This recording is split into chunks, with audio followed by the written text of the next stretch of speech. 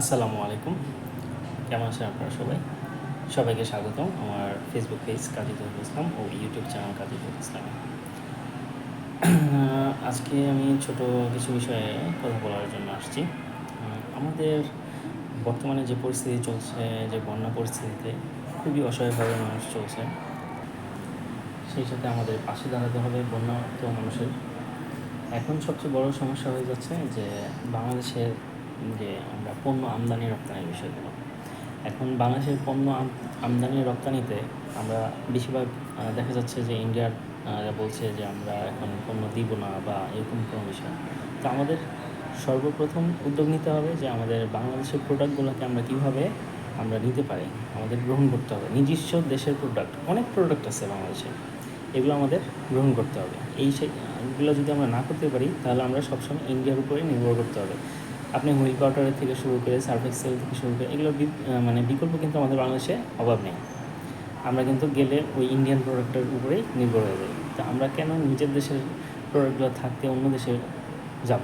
এখন আরেকটা বিষয় হচ্ছে যে আমাদের দেশীয় প্রোডাক্টগুলোর মান উন্নত করতে হবে, যেন আমাদের দেশের মানুষ ব্যবহার করতে পারে, পাশাপাশি আমরা যেন রপ্তানি করতে পারি।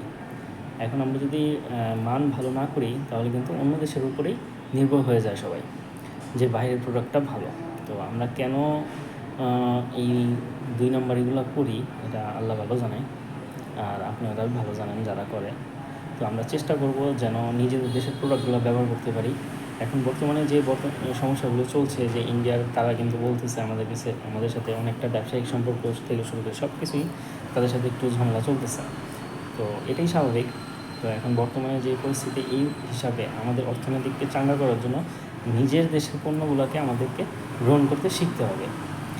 আমাদের পণ্যগুলো যদি আমরা ব্যবহার শুরু করি তাহলে কিন্তু আমাদের পণ্যের চাহিদা বাড়বে এবং উৎপাদনও আমাদের বাড়বে।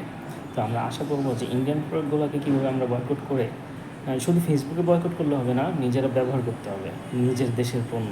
তাহলে আমরা বুঝতে পারবো যে বাইরের দেশের যখন চাহিদা কমে যাবে, যে ইন্ডিয়ান পণ্যগুলো আমাদের মার্কেটে চাহিদা নাই, তখনই আমরা আমাদের দেশের পণ্যগুলোকে আমরা মনে করেন সেল করা যাবে এবং কোম্পানিগুলো উৎপাদন বৃদ্ধি পাবে। আর পাশাপাশি কোম্পানিদেরকেও মানে সীমিত লাভে নিজের দেশকে রক্ষার্থে এবং নিজের দেশের মানুষের সুবিধার্থে পণ্যগুলোকে স্বল্প মূল্যে বাজারজাত করতে হবে। তাহলেই যারা ভুক্তভোগী তারা সুবিধা পাবে। তো সবাই যৌথভাবে এই উদ্যোগটা নিতে হবে, নয়তো ভারতীয় পণ্য থেকে আমরা কোনো দিন সরতে পারবো না। আর ভারতীয় পণ্য নির্ভরই আমরা হয়ে যাব, আর সবসময় এইভাবেই থাকবো। যত কিছুই পণ্য বয়কট করি না কেন, কিন্তু আমরা যদি নিজেরা সচেতন না হই, ওই মার্কেটে গেলে আমরা মুখে বলতেছি পণ্য বয়কট, মার্কেটে গেলে গিয়ে খুঁজি যে আমাদের ইন্ডিয়ান প্রোডাক্ট লাগবে। তো এইগুলো বাদ দিয়ে আমাদের নিজের দেশের প্রোডাক্টগুলো আমরা কীভাবে ব্যবহার করতে পারি, তেল থেকে শুরু মানে সব কিছুই আমাদের বাংলাদেশি প্রোডাক্ট আছে, আমরা খুঁজে নেই। ভালো ভালো কোম্পানি আছে। ধন্যবাদ সবাইকে। আমার কথাগুলো জানি না কার কতটুকু ভালো লাগবে। সবাই চেষ্টা করবো নিজের দেশের বর্তমানে পরিস্থিতিতে অর্থনীতিকে চাঙ্গা করার জন্য নিজের দেশের পণ্যগুলোকে ব্যবহার করার চেষ্টা করবো এবং ইন্ডিয়ান প্রোডাক্টকে সম্পূর্ণ বয়কট করার চেষ্টা করতে হবে।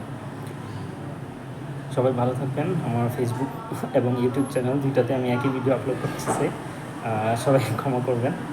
সবাই ভালো থাকবেন, সবাই একটু সাবস্ক্রাইব করে দেবেন, আর ফেসবুক পেজে লাইক কমেন্ট করে জানাবেন। ধন্যবাদ সবাইকে। আসসালামু আলাইকুম।